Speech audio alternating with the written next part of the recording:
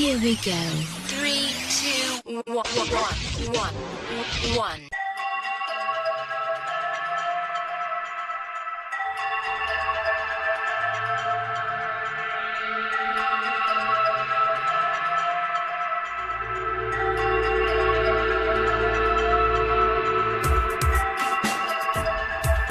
Hello again, folks, and welcome to the second edition of the Crypto Realm here on Paranormal UK Radio Network. I am one of your hosts. My name is Ronald Murphy. And my name's Deborah Hatswell. Thank you to everybody for joining us.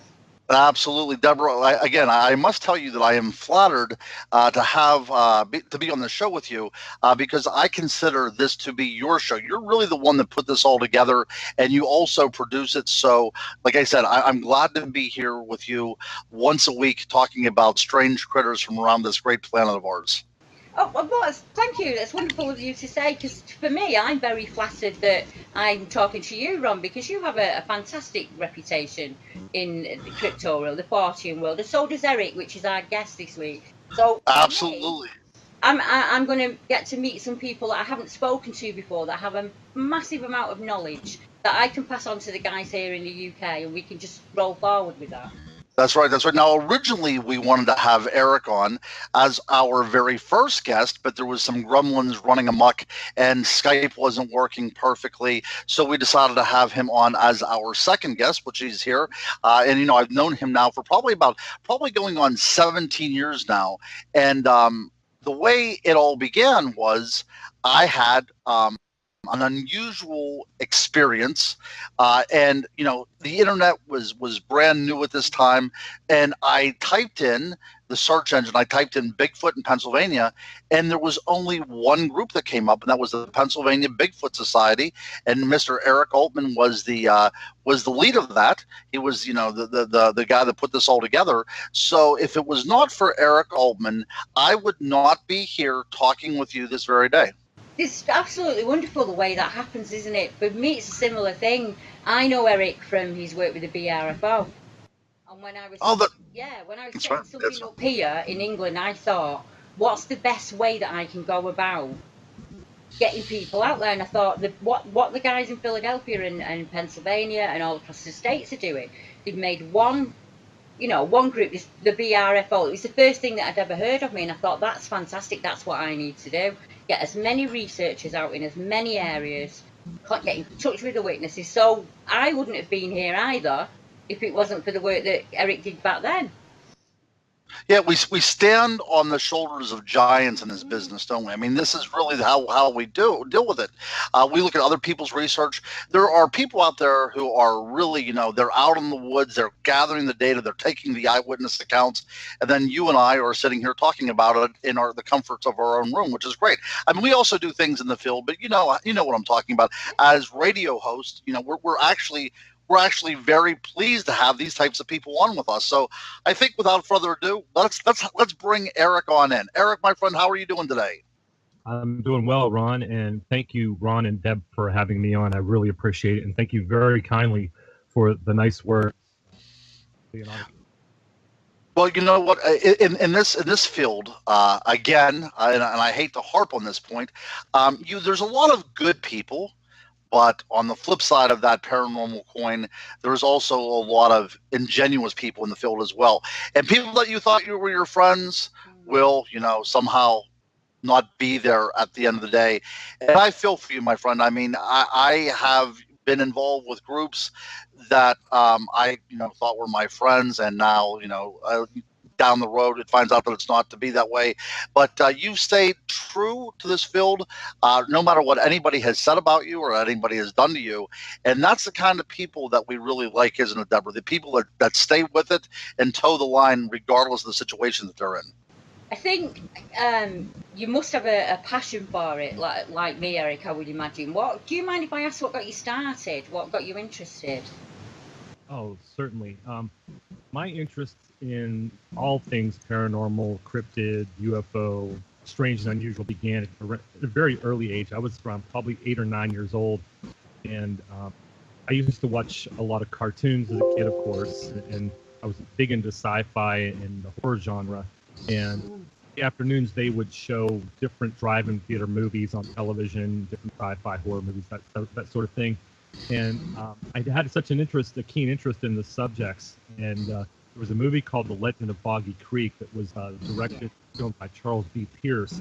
It was put out in the early 1970s and was playing on TV that one day, and I happened to catch it, and it just enthralled me to think that this movie that was made as a docudrama based on supposed events that took place in Fouke, Arkansas, and Jonesville, Arkansas, actually took place. And I was fascinated by the film, and I wanted to learn more, and that began my trip down the rabbit hole to where I am today. That's an excellent way of putting it, isn't it? It is a trip down the rabbit hole. You start off with one set of ideas, and years and decades on, you're a million miles from that place. Is it like that for you? Is it the similar thing? Oh, it's changed and evolved so much over these past 20 plus years that I've been at this. I can't imagine, when I first started, I was so naive and green. As a matter of fact, Ron was one of the very first cases I had the privilege of going out and actually talking to Ron and his brother and his mother and investigating. And that, as I said, led me down the rabbit hole. And at that point in time, when I first got into this, I was believing that there was something out there because of all the books I read and all the research I'd done prior to going into the field, but actually meeting eyewitnesses, sincere eyewitnesses, credible eyewitnesses such as Ron and his brother, who experienced things, that convinced me that there was definitely something worth investigating, trying to get to the bottom of this wonderful mystery that we're all looking into. I think for me, and probably the same for Ron, I obviously can't speak for him, I think it's the witnesses that keep us going. It is for me. No matter what goes on around me or how I feel about my research at the moment, there's always that next witness. And I meet them, and you see the fear in some of them, don't you? And you can see how troubled they are. And that kind of leads me on, and I think, well, no, there's always going to be another witness out there, unfortunately. And they need places to report. That's right. They need not only a listening ear, because it's okay. I mean, just a lot of times we serve the position of a priest hearing somebody's confession, it seems like. But I think they also need to have somebody that has a skill set that can actually point them in the right direction or investigate what they saw, because it meant so much to them that they want to share it with you. Yes. And the way I look at it, it should mean so much to me that I want to investigate a little bit deeper as well. Yeah, and for me, there was nothing in the UK. There was nowhere to report to. I was 15, it was 1982, so there was no internet, there was nothing. And it was just nothing, there was nowhere for me to go. I mean, at least in America, you have Bigfoot stories, the word's out there, people understand the concepts of it and what it is. So, but it's still not easy to report, is it? There's still the ridicule attached for some, unfortunately. Don't know why, but... Yeah, the stigma might be dying a little bit, but what is your feelings on that, Eric? Do you think that people are more readily to come forward, or do you think there's still that enough stigma to keep people in the shadows yet? Hello, Eric. I think, did we lose Eric? We may have lost Eric. Oh, wait, I thought I heard him again there. Are you there, Eric, my friend? Okay, he is there. Great. There is still some stigma involved in the subject matter. I think people are still reluctant to come forward and report what they've seen, but I also think it's much more accepted than it was, say, 5 or 10 years ago. The whole genre, the subject of Bigfoot, is so mainstream pop culture now, and people see it in commercials, they see it in news, media, print, television, movies. It's everywhere. Podcasts, groups, researchers. They're everywhere nowadays, and I think people feel a little bit more comfortable coming forward and talking to researchers and investigators, sharing their story. But I still think there is some stigma involved with it because it's not a scientifically accepted animal that definitely exists. Still a lot of mystery that surrounds it. So there is, unfortunately, still some stigma involved where people may be a little reluctant to come forward and share their stories. I think here in America, Deborah, Bigfoot has become a very commercial it's a commodity. I remember I was at a conference here in Philadelphia over the weekend, and I was driving back right in about the middle of the state. There was a radio network that came on, and it was called Bigfoot Country here in the middle of central Pennsylvania, and I mean, so that was their selling point. We also have a Bigfoot pizza and Sasquatch pizza, and it sells our Slim Jims and our meat sticks. So Bigfoot has become such a popular character that I think that it almost becomes a caricature of things. So, like you had pointed out, whenever people come to me, whether I'm at a conference or whether I'm doing a talk or whatever, and people come to me and they want to share their stories, a lot of times this is such a systemic impact upon them that they're crying. They want to basically download all this information and they have nobody else to tell it to. Do you find that, Eric, when you I know for me, when I meet with a witness, they want to know everything that I know, and it's really hard to get 30 odd years across. So some of them want to know everything and it all spills out, but others, it's like they tell you and then you've got to pull the account out of them, kind of thing. Like, is it like that for you, or is it different? I find a mixed bag when it comes to interviewing eyewitnesses. Some are reluctant to even share their story. They're emotionally traumatized or mentally traumatized, and they don't know what they experienced. They've never seen something. Because to them, the subject matter doesn't exist. It never existed until they have that one encounter, and it changes their whole perspective of thinking and everything they were brought up and raised on. So it has a very traumatic impact on their life. And others are so excited about it. They've had that belief, they've had that possibility in their mind that this thing is real, and they have their experience, and they're so excited, and they want to know everything there is to know. And I try to tell them, I don't know everything there is to know. After 20 plus years of doing this, I'm still finding myself asking questions and trying to learn as much as I possibly can. So there is no way to share everything with that witness, simply because we don't know it all. Yeah, sorry about that. I was distracted by that. It's exactly the same here in the UK. There's a lot of stigma attached to seeing any cryptid here because it isn't a household thing. It's not. We've just started seeing commercials that have Bigfoots in them, and that's just this year, say end of 2017, 2018, and we've just started getting favourable newspaper reports. But that's in the last month, at least the last month, 6 weeks. That's how new it is in the UK for people. So it's a similar thing. They're really scared to tell me what's happened, but they really want to share with somebody because they're so worried. Oh, yeah, good point there, my friend. You're listening to Eric Altman on the Crypto Realm on the Paranormal UK Radio Network. I'm so glad that you're here, my friend. Now, talking again about the research and such, we're very lucky that we grew up probably within about 25 miles of each other, but we have as a mentor in this area none other than Stan Gordon, who has been an extreme help to both you and I, and we're lucky that we can actually pattern who we are as researchers after such a great guy. Oh, without a doubt. I had the privilege of meeting Stan when I was 13 years old. Gosh, so many years ago, and I followed his work very closely from the first time I met him, even going back further than that, reading about him in newspaper articles while he was researching Bigfoot encounters and strange lights in the sky UFO reports, that sort of thing, dating well back into the 1970s. And I was fortunate, as I said, to meet him when I was 13 years old at a mall display. He took the time, as most researchers back then wouldn't usually talk to a child or a kid, but he took the time to talk with me and answer questions. He didn't brush me off, and I was very impressed with that. Excuse me. I felt that he seemed generally interested in helping to teach other folks who were interested in the subject matter.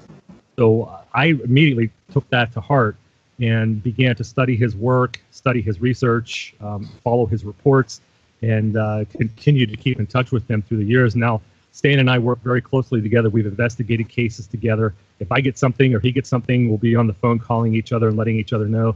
He's been my mentor for going on close to 35 years. And I'm so grateful that we have Stan Gordon here in Pennsylvania as one of the leading researchers in this field. Yeah, absolutely. And nearly every conference that I go to, somebody mentions him. I mean, it could be, across the country or even another part of the world, and people know who Stan Gordon is. And for those folks out there that are listening, somebody out there in Europe or in Asia that happens to be a listener, I urge you, look up Stan Gordon and pick up a couple of his books. One book that he has written called The Silent Invasion, about the UFO and Bigfoot. As it was called in the book, an invasion, but there was, many, many sightings across Western Pennsylvania in the mid 70s. Again, I urge everybody to look that up. It's available on Amazon, Stan Gordon's Silent Invasion. Now, let me ask you, Deborah, in the UK, who is your godfather of Bigfootery? There isn't anybody. There isn't. Yep. And, honestly, there isn't anybody. In America, there's lots. I was incredibly lucky many, many years ago, when I very first got onto the internet. I managed to, I don't know how I did it, but I managed to end up in a Skype call with Renee. I can never say his last name. Bill Green, Billy Simmons, and Henry May. And I ended up in a telephone call with them, and we did kind of carried that on for a number of years. So I was quite lucky in that respect, that I was able back then, when there was nothing happening in England, to actually talk to some of the guys on the ground and some of the old names. And obviously Iger Bertseb, I would say, in Europe, the amount of work that man has done is undescribable. There's nobody else that can match him, I would imagine. Yeah, so yeah, Billy Green was an old, he gave me lots of good tips. Well, I'll tell you what's going to happen a decade from now. Somebody's going to be doing a podcast someplace, and there will be a young person in the UK saying that Deborah Hatswell was responsible for setting them on their road in life. Well, I hope so. I'm sure of it. Now, Eric, we Deborah and I on our last show talked about a lot of different techniques that revolve around hunting Bigfoot or the woodwoos or the wild man or the green man there in England. What kind of techniques do you employ? Are you a guy that runs out in the woods and starts pounding on trees? Do you use vocalizations? What is your approach to investigations? Well, to be perfectly honest with you, I have not found one thing that works over something else. So I'm always willing to try different things, new things. I've done the wood knocking, and on occasion I would get a response. I do the imitations of the primate calls, the whooping, the yells, the howls, and occasionally I get a response to that, but they don't always work. So I'm somebody that tries different things when I go out. Sometimes I'll go out and just sit quietly in the woods, listen for hours, and not move from my spot, kind of like you do when you're deer hunting. Yeah. Just to observe the forest, to listen, to get the feel of the area, to see if there's anything around. Other times I'll go out and pretend like I'm camping. I'll make noise. I'll talk to myself. I'll whistle. I'll sing, just to draw attention to myself. And again, as I said, other times I'll go out and knock, and I'll make calls and try to draw something in. Nothing really seems to have a specific pattern that shows it works constantly. So I'm always trying different things and different techniques. It can depend on the area as well, can't it? Certain areas have a feel to them, and I'm the same. Sometimes I just sit down and go incredibly quiet, and I just try and tune into around me. And there are other times when I'll just forage. I'll just go along and I'll look for wild foods and just pick them and just go about me. And sometimes I talk out loud. It just depends on the feel of the place where I am, to be honest, and sometimes who you've got with you. Yeah, that's exactly right. That's what I do. And there are times I don't recommend anybody going out by themselves, because the forest can be a dangerous place. You can fall, get hurt, or you can run into a predator such as a bear or something to that effect. So you have to be careful. And I usually take somebody with me or a small group of people. But if I do have to go out by myself, it depends on where I'm going, the history of the area, and if I've had any experiences there before or not, and what elicited the type of experiences. I mean, that's it. Sometimes you've got to step foot you get into the forest and you decide there and then what you're going to do. And other times it's planned. I think it's like that for all of us, isn't it? You just do what feels right on the day. Yeah, it's almost like an intuition, isn't it? Yeah. Now, where are some of your favorite places, Eric, to go squatching, as they say, to use the vernacular over here, the vulgarity we should talk about. So where are some of your favorite places to go out and do your investigations, both in Pennsylvania and elsewhere? Because you have so many friends across this country. I know that you were was it just up in Minnesota not too long ago? I haven't been to Minnesota yet. I'm hoping to get up there one day, but Ohio has been a great place. I spent a lot of time in Ohio over the years, specifically in an area called the Sasquatch Triangle, which is in the southeastern part of the state. You've heard of Salt Fork State Park. Yeah. In southeastern Ohio. I spent a lot of time over there, and I've had some pretty good success. I believe I had an encounter in 2008, October of 2008, where something was throwing rocks at me and a fellow researcher, and pretty much drove us out of the forest. We've heard screams. Some screams were recorded over there while we were investigating. We've seen large tracks in the ground. So Ohio has always been historically a hotbed of activity. And I like to get over there.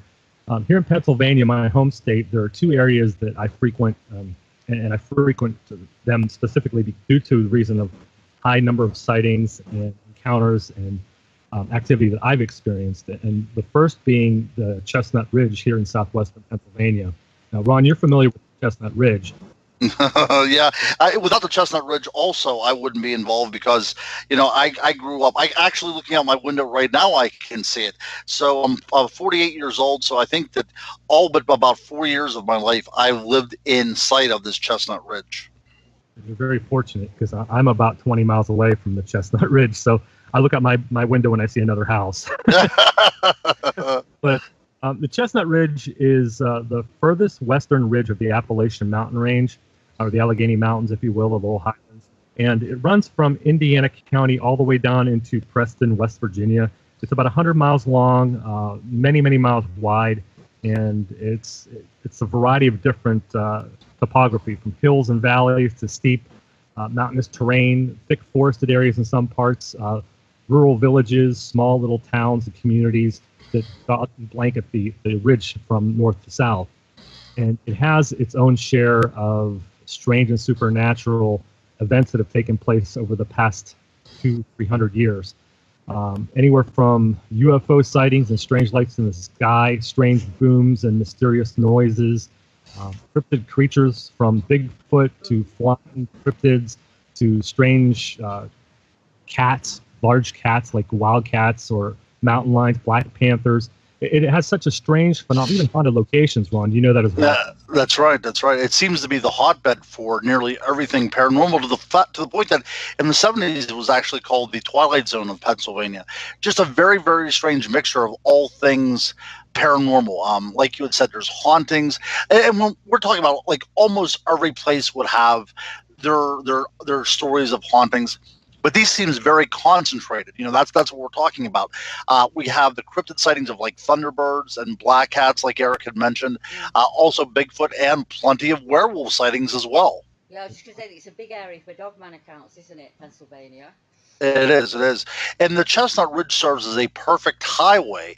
Eric mentioned it's a little over 100 miles long.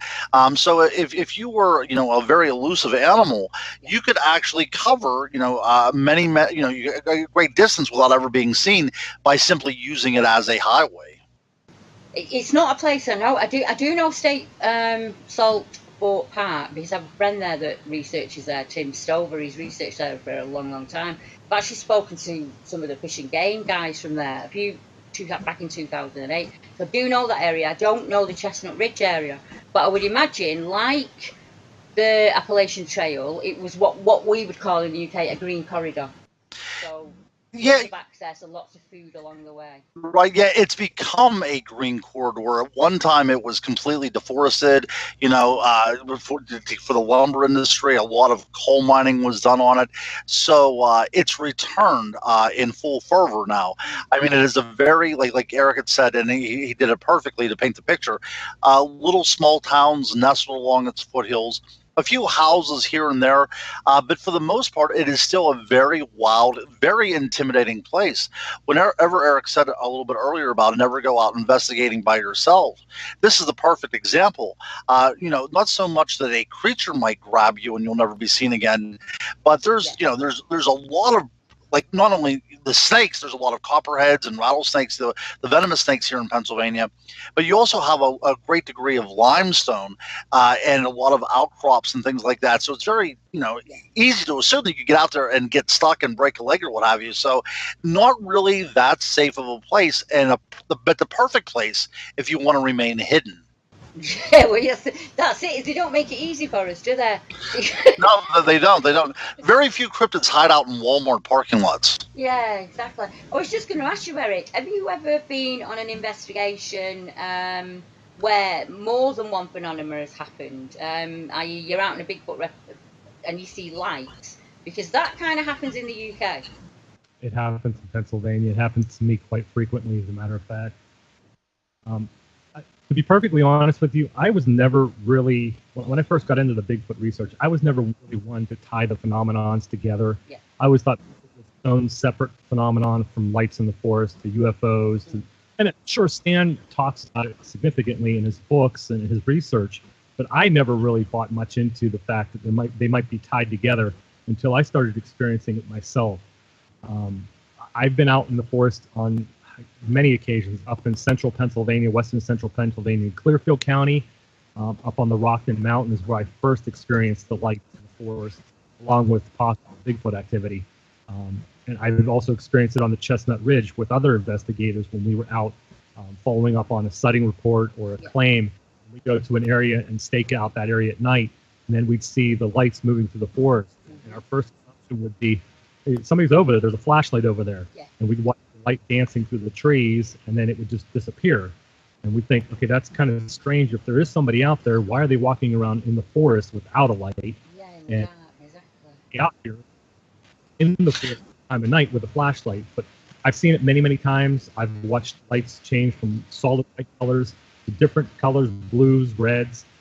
I've seen them go very high up in the trees, very low, and snake along the ground. And I have no explanation for it. I don't know what they are.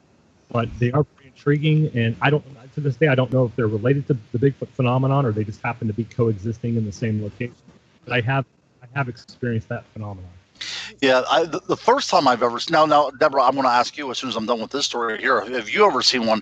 And I want to hear your story about these lights, because the first time that I've ever witnessed one of these lights, again, Chestnut Ridge area of western Pennsylvania, and I was out doing research with two other people. And what we do here in Pennsylvania is we cut swaths of land, swaths of trees out on the ridges to put up high tension wires or to do gas wells and things like that. So, every mile or so you'll have this opening, this open path where, you can see what's on the horizon. Yeah. And I saw a red light probably about the size of your pinky thumbnail held out at arm's distance. And I assumed that it was a plane on the horizon until the light went and moved in and out of the trees, that you could see it actually moving throughout the forest. And that's the first time I've ever experienced one of these earth lights. And immediately what came to mind is what they would call in the UK the idea of fairy lights. Now, have you ever witnessed such a thing? I have seen it myself, but only once, and that was at dusk. And I've never really spoken about it to any of the UK guys. There's a number of areas in the UK that are old ancient hill forts, as we call them, like a burial ground. And one that's not too far away from me, I saw a very similar kind of light, but it was a blue flash, almost. It was, don't really know how to describe it. And I've seen it myself in my own research area. But the reason I asked was because there's quite a few places in the UK, very far up in the north, close to Inverness, is a place called the Culbin Forest, and that used to be a town, and there was a huge storm, I think, in the 1700s, and it completely covered the town, and the town's still underneath there, and there's an old forest on it now, and there are so many reports of these ghost lights there, and we're really lucky we have a researcher that lives there, very close to there, so she visits every single day, so we've managed to get them on camera, even in the daytime, and they can be seen with the naked eye in the day. Yeah, that's incredible. That's incredible. Yeah, like I said, a part of my research, because I am so enthralled with the idea of the fairy realm, I'm trying to start linking all these things together. Are these lights that we see an emanation of some sort of intelligent earth energies that is capable of manifesting themselves in different forms? Hence you have Bigfoot creatures or dogman creatures seen. Is it possible they can interact with the way we perceive the world around us? I think that this is a way a lot of researchers have to investigate. And I know for a fact, one of the great things about Eric Altman, and he may have learned this from Stan Gordon, is that if he takes a case, he does not throw it away and consider it rubbish if it does not fit into his perspective. Isn't that correct? Yeah, that's correct. I think you really can't throw away any case unless you can outright debunk it or prove it's a hoax, or maybe a misidentification. But you can't throw away any type of case simply because you don't agree with what the case is made up of or what the witness encountered. There might be a piece of the puzzle in that case that fits into how this is all interrelated. So I don't throw anything out, as odd as it may sound or as off the wall as it may seem to me, or if it doesn't fit my line of thinking. You just simply can't. You might miss something. I agree 100% with that. And also, when you speak to witnesses consistently over time, you realise that what they're reporting is coming from their point of view. So it might not ever fit the parameters that are out there. So to turn around and say, well, that doesn't tick the boxes, or that's not right for me, you're correct. You're losing half the puzzle. You do, and there's a lot of different camps over here in the United States, and I'm sure it is the way, and also in the UK, that they fall into the flesh and blood creature or the interdimensional creature. And I've known many researchers, I'm sure that Eric will agree with me, that if it does not fall into a particular camp, the investigator will simply dismiss the report. Luckily, these guys like Eric and you and me that say, well, this is silly. Because until we sit down with one, we don't know what the theory is, which theory is correct. So I have to collect as much evidence as I can in the hopes that someday that will be of some use. Is that what it's like for you, Eric? Well, that's exactly how it is. I collect data, I collect information, I investigate every case because I don't want to miss something. And again, something I don't investigate might be the case that ties it all together. So I try to look at everything and I rule out as much as I can, of course. But I also want to try to take the eyewitnesses' account for what they experience, as you said. It's their point of view and what they experience. So as long as they're coming across as a credible eyewitness and they're not trying to profit from it or get some kind of notoriety or fame, I take their report to heart and I try to follow up on it best I can. That is incredibly admirable because that's not happening in the UK. I can't speak for in America, but that kind of wasn't happening here in the UK. You didn't fit the box, you didn't get to report. And to me, that seemed, wrong for all the reasons that you gave. And I'm a witness myself, so I've witnessed something incredibly impossible. So who am I to question another man's tale? So I'm the same. I take whatever comes in and you try and debunk it. And if you can't debunk it, then you have to run with it and you have to see where it takes you. Yeah, and it takes you down the rabbit hole that we talked about a little bit earlier, which makes this world such a fascinating thing. One of the reasons why it's a passion of mine is because it never gets boring. There's always something new on the horizon, and unfortunately, like I said, I've not been an eyewitness to a creature. I've had a lot of type of experiences, what would be regarded as B type of things, but I've had enough anecdotal experience to know that there is something out there waiting to be discovered, and that's what keeps me going, and that's my passion. Now, for somebody like you, that has been an experiencer, you are out there because you want to show people that what you had seen was valid, that you're not making this up, that there's a validity to it. Now, Eric, you have not experienced anything. You've never seen a creature, have you? Well, I can't say I haven't seen a creature. Yeah. I saw something in Salt Fork State Park in October of 2008, which I mentioned earlier. Mm-hmm.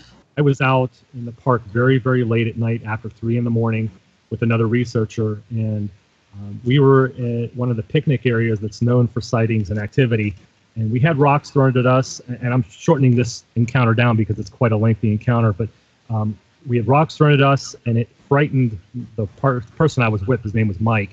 I mean, it startled him because it landed nearly 5 feet in front of him. The rock did, and he said it was about the size of a couch cushion or pillow, and it hit the ground. I heard it hit the ground, but I didn't see it. And he turned around and nearly mauled me over, pushed me over, trying to get back to the car to get to safety. And he wanted to leave, so I followed him back to the car and got in the car. As I was backing my car out of the parking lot, the high beams went across this 4-foot tall brush briar patch where the rock had come from. And in my high beams, for just a few seconds, it appeared that a dark, shadowy figure rose up from behind the bushes. I only got about 2 or 3 seconds look at it in the high beams, and I could see the bluish-white eye shine reflect back. And my reaction was, what in the heck was that? Of course, I couldn't use heck. But I stopped the car, pulled the car back in, put the high beams right on where I saw it, and there was nothing there. So I don't know if it was a play on lights, shadow, anything like that. I saw something that I thought stood up from behind bushes. I did go back the next day to investigate, and I did find the grass behind those bushes was all trampled down and matted. So something definitely had been behind those bushes. What it was, I don't know, and I can't say for sure that what I saw was a creature. It was just something for 2 or 3 seconds in my high beams that appeared to stand up from a crouched position from behind the bush. So that's as close as I've come to, if you want to call it, seeing a creature. See, that experience to me is more important than an actual face-to-face. Because an actual face-to-face, if we're working on the theory that maybe they are interdimensional or something like that, that for that split second you see the face and that's it, and it's been a wonderful, you know, whether it was wonderful or horrid. The anecdotal accounts, to me, we should be getting them. We should be getting howls and growls and strange dark figures that you can't really make out, because we're saying that these are the habits that they have. So in the UK, I would be incredibly interested in your account, because that has everything that, to me, that a wild man does. Most of the accounts come in that way. It was kind of hiding behind the bushes. We could see that it was upright, and then it crouched down, or the other way around. It will be crouched down and it will stand on 2 legs. But see, to me, your friend acted on a primal fear, and you don't get that from a shadow. His body's picked up on something that has made him push you away to get to the car. Do you get the point I'm trying to make? Right. Yeah, it's that fight or flight response. That's kicked in for a reason. His body has picked up on something in that area that has made him do that. And when you put that together with stones thrown, there aren't any animals that can throw stones. And I would imagine that the stones came from a different direction from the one you saw in the bush. It came from the same direction. Right.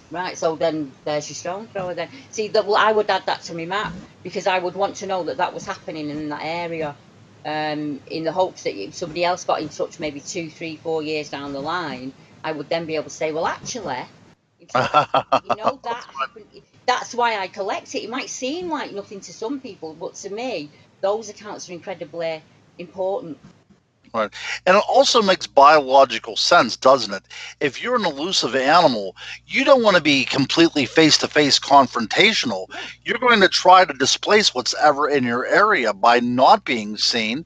And if you have the capabilities of an opposable thumb and you can throw a rock, that's truly one of the easiest ways to get somebody out of your area, by saying, hey, look, we're here and we don't want you here. That's a logical way of thinking that an animal or a self-aware hominid or whatever the case may be would get somebody out of their area. Eric, you must have seen over time lots of things that show you a level of high intelligence as a bi when you've been out in the field.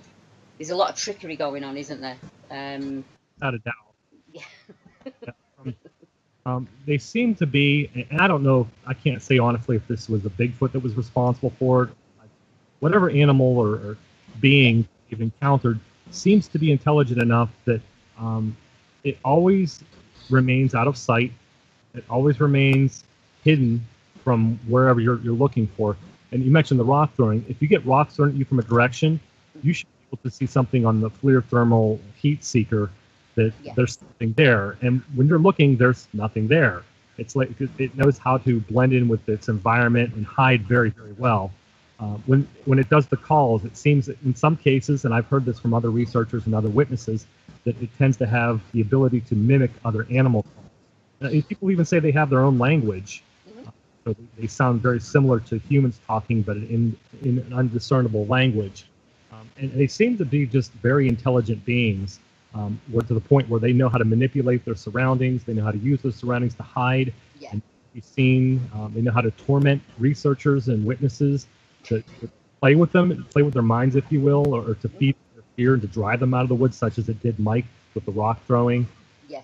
So I think they're extremely intelligent, and I think that they are masters of their own domain.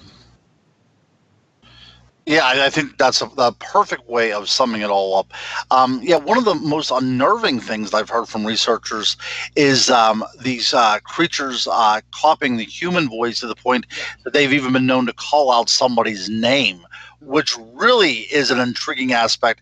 There is mimicry involved as well, because now we're dealing with something that is, that we're talking about a different type of intelligence, and we're also talking about something that is capable of producing sound, vowels and consonants, which would put it completely on a different plane of thinking that this is just some sort of animal. But yeah, North American tribes, the Native Americans, many reports of these creatures having their own language and their own culture, just simply separated from ours. Yeah, I think Eric would agree, wouldn't you? That he's, definitely would agree. When you start in the beginning, you're looking for an ape or an animal, and as you very quickly realise that there is a level of intelligence out there that far in that environment outweighs ours. They are masters of their own environment, as Eric says, and you can't shy away from that. That's right. Now, let me ask you, Deborah, have you ever seen the movie The Legend of Boggy Creek? Not years ago. I was thinking that when Eric was talking. It wasn't really around for me. I was in the 2000s when I watched it, but I have watched it, Yeah, see, that was one of the shows, one of the first times that people actually could see Bigfoot on camera. Besides the Patterson Gimlin film, we're dealing with something that looked very close to being a documentary. It had me, entranced whenever I was a kid, but it looked like, a large hairy monkey, and that's what our image of Bigfoot really is. That's some sort of, ape-like creature. But it may not be that way. That's what I'm saying. This is such a complicated field that we really have no idea what we're talking about. We're talking about one person's perception of this thing, but that may indeed not be what we're dealing with. I can't agree enough. It's impossible to come down on a theory. I flip between, sometimes I think I'm dealing with a hominid, other times I'm thinking I'm dealing with something that's almost supernatural in a way. Some of the things that I've seen astound me, but I don't know if that's my misinterpretation of some ability that I am seeing as magical. Yeah, well, about 2 years ago, a lady came up with me with this story.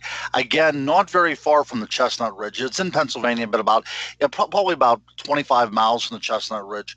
But she talked to me about a Bigfoot that actually materialized in her living room. And this went on for a period of a couple of weeks. It would just simply appear and follow her around, observing her doing her household chores and talking to her telepathically, not asking any kind of questions or anything, but just basically saying that, I don't mean you any harm.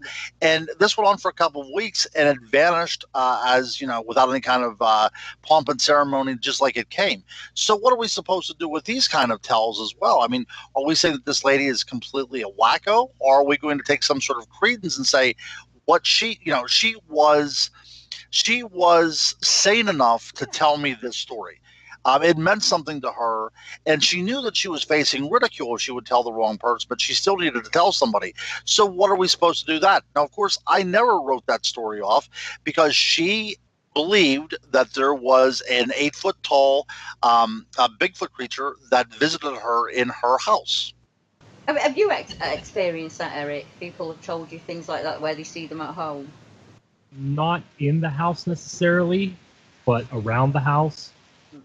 I've talked to witnesses in the past who've seen them frequently around the exterior of homes, looking in windows and doors, but never in the home, where it's communicated telepathically or observed them doing their daily chores or routine in the house.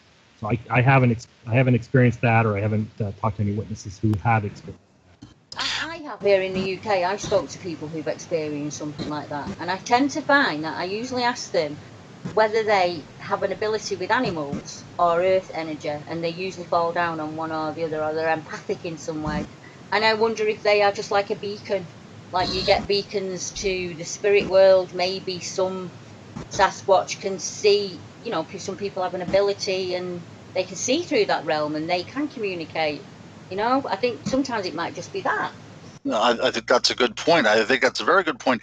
Actually, Stan Gordon hinted at a case, actually at several cases in his book, Silent Invasion, where people would be witnessing a Sasquatch or a Bigfoot in one area, and by the time they would drive back home, there was a Bigfoot waiting around their house or in their backyard. So there's something going on that's attracting either these people to these creatures or these creatures to the people. It could very well be. Like I say, it might be an energy thing. It might be something they can pick up on. I mean, I don't know. I don't have the answer, but I do know that people report it, and they report it in Russia and across Europe as well. But back then, when we were prehistoric, we had abilities that we no longer use now. Like, you know, when a family member's ill or one of your children's ill, you just know. You don't know how you know, but you just know, and you and your partner can pick up on things without speaking. I think it might be a developed ability that we have lost, or most of us have lost, and maybe some people just have a tiny little bit of that left, and they can zone in a way that we can't. So no, I don't. I always take those reports and I write them down. I've had reports from bush guys who were out in the bush for 6 and 7 week camping, and I've had actual out of body experiences. And I was the first person to take him seriously, I think, and share his story. Wow. See, there's so much. And anytime we have a guest on, we simply scratch the surface, don't we? I mean, we're not talking about, this isn't the end and be all of our conversation, our discussion with Eric. I mean, there's so much more that we can follow up on. But every question opens up a whole new realm of questions. And that's what's really interesting about the cryptid realm. The cryptid realm is that we are trying to get to the bottom of something that really is has been intriguing us since the dawn of humanity. Well, what's your future plans, Eric? Where are you now in your research, and what's your plans for as you go ahead? Well, over the years, I've not only learned a lot about the cryptid realm and the paranormal realm, but I've learned a lot about people. Yeah. And we talked about a little bit before we started recording. You tend to learn the good and the bad, and unfortunately there are some bad elements in the field that rear their ugly heads from time to time. So over the past 4 or 5 years, I've kind of shied away from groups and working with just anybody in the field. I've kind of like scaled everything down. I work with a select few of individuals, and I continue to do that on a lower scale base. I'm not as out there in the public eye as I used to be, simply because you're dealing with so much information coming in from the crypto realm and the human realm, if you will. And I've kind of, I guess you say, I've gone low key. So I still do the research. I still go out in the field. I still investigate cases that come in through the BFRO or through the Pennsylvania Cryptozoology Society or any other group that I do associate with. I check those out. I network with other researchers and investigators such as Ron. I keep in people that I know and are good people to work with, and I keep doing my kind of thing there. I look into cases, and if I think they're valid and they seem to warrant further investigation, that's what I continue to do. I'm kind of at that stage because you've set up a foundation. You've spent decades, haven't you, setting up a foundation, and now you've done that, so you are entitled to pull back and let people find their own way, and and you can concentrate in a quality rather than quantity way. I think we're all at that stage, aren't we? You know what Eric is a gentleman. Actually, he's sugarcoating a lot of this kind of stuff, and I appreciate that. I mean, he is a consummate gentleman, and if anybody really wants to get in touch with a true researcher, I would urge you to get in touch with him. Now, Unfortunately, he doesn't have a book out yet, but I urge him to get a book out. But absolutely, he is a true human being, and he cares about what other people think. So you're not going to find a better researcher. But Eric, let me ask you a question. If people do want to get in touch with you, how do they do that? Well, I am out there still in the public eye, even though I'm more lower key than I once was. I'm available on Facebook, at Eric H. Altman or Eric Howard Altman. If you type that in, you'll find me. I have my own website, ericaltman.net. I'm still, even though it's on hiatus, I still host and produce my own podcast. I've done that for 10 years, Beyond the Edge Radio, which, Ron, you've been a guest on, I believe, 2 or 3 times. I have. It's a great show, and I'm hoping to hear it again soon. Yeah, it'll be back sometime hopefully this fall. Excellent. I'm a conference event organizer. As a matter of fact, I have an event coming up next summer that I'm in the pre-planning stages right now, pre-organizational stages right now. And Ron's going to be one of our speakers at the event. It's called the Pennsylvania Bigfoot Camping Adventure.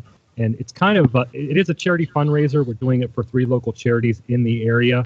But we are also giving the opportunity for folks who have an interest in cryptozoology, specifically Bigfoot, giving them the chance to come out and hear from seasoned veteran researchers, people who've been in the field investigating for a long time, to ask them questions. They get a chance to go out in the woods with us on hikes to see what we do. There are workshops set up for folks that want to learn how to maybe make a plaster cast, or the proper way of identifying data and information, evidence, and what tools to use.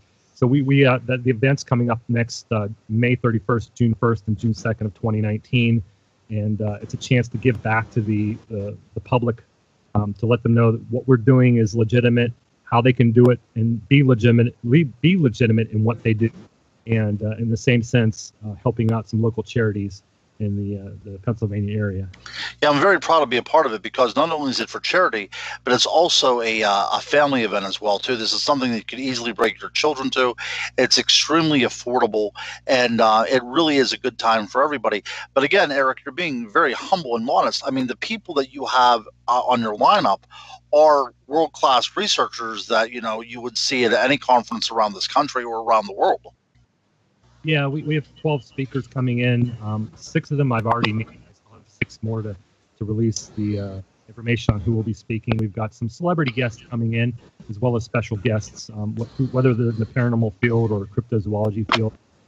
I wanted to try to bring in folks that I feel are good, solid researchers who have a wealth of information to share and are very well educated on the subject matter, and that are also, good friends of mine that can come in and help us, and they agree with the cause that we're doing, to help us raise the money and help raise awareness of the field and get it out there to some of the younger generation that's getting involved in this. And you're also going to be at a conference in West Virginia coming up too, aren't you?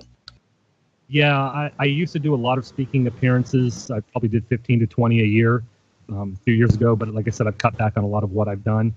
I have 3 events coming up this summer, and one of them is taking place this Saturday, June I think it's the 16th, over in Wheeling at the casino in Wheeling, West Virginia.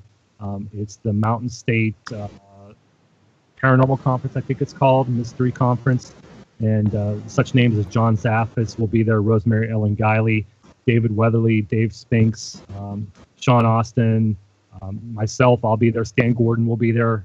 There's a variety of different researchers talking on different subject matters. So it's a fun event. If anybody wants to check it out, you can go to my Facebook page or my website, ericaltman.net, and there's information on how to find out more about that event.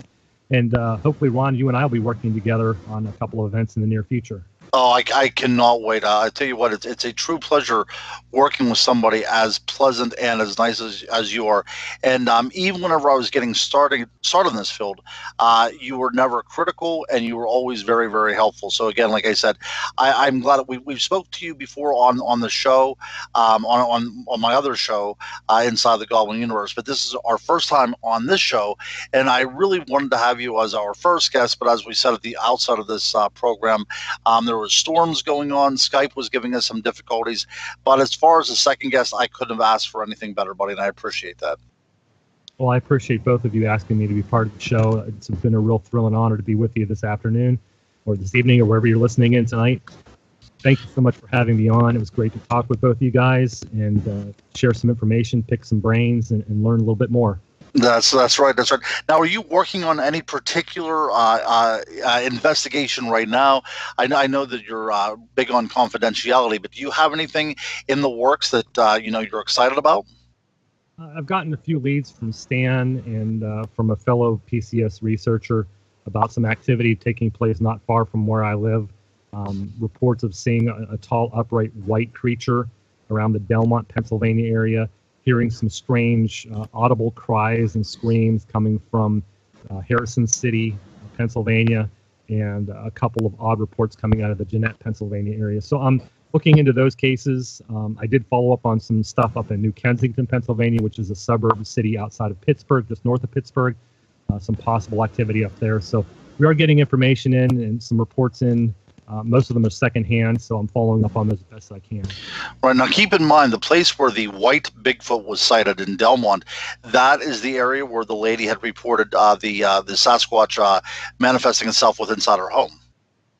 Yes, I am familiar with that. So I'm not sure if the two are related, but I know that there have been historically reports coming out of the Delmont area, the Murraysville area. So we'll have to keep our eyes and ears open to see what develops with that.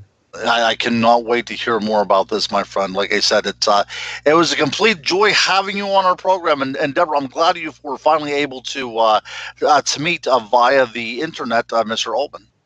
I'm hoping Mr. Altman will come back on because there's so many questions I have to ask him. So hopefully, when you're not so busy, it would be lovely if you could come back on. It would be my pleasure. Thank you. Oh, thank you. And then maybe also during the Bigfoot camping adventure next year, maybe we could do something along a podcast right from there, because he's going to have so many people there, so many great guests. But also, some of the people that are attending are just as fascinating as the guests themselves. No doubt, Ron. Yep, I'm looking forward to it, my friend. Well, I'll tell you what, my timekeeper, Deborah, there, I lose all track of time and space whenever I do this. I do not keep any track. What are we looking like now with time?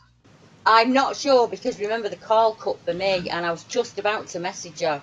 So I've only got 46:54, but we had about 13 minutes, so we're probably about the right time, Ron. Yeah, yep, I think that's the case. So if that's okay, what we're going to do then, Eric, right now is we're just going to do the sign-off. I appreciate you having us on, or I appreciate you being on our program, and then we will wrap this up on our end, and I will talk to you very soon. All right, well, I'll tell you what, the time just simply flew by, and so we're going to have to bid adieu to Eric Altman until next time. But I had a good time. How about you, Deb? You have a good time? I had an absolutely fantastic time, and I can't wait to do it again. We will have Andy McGrath from Beast of Britain. That's right, Andy McGrath next week. All right, my friend Eric, I want you to know how much this meant to me for you being on our show, and we will sign off. And next time, but we'll definitely have you as a guest coming up. Thank you both very much for having me. It's been a real pleasure to talk with you and Deborah. All right, well, I am Ron Murphy. And I'm Deborah Hartswell. Good night. Good night, folks.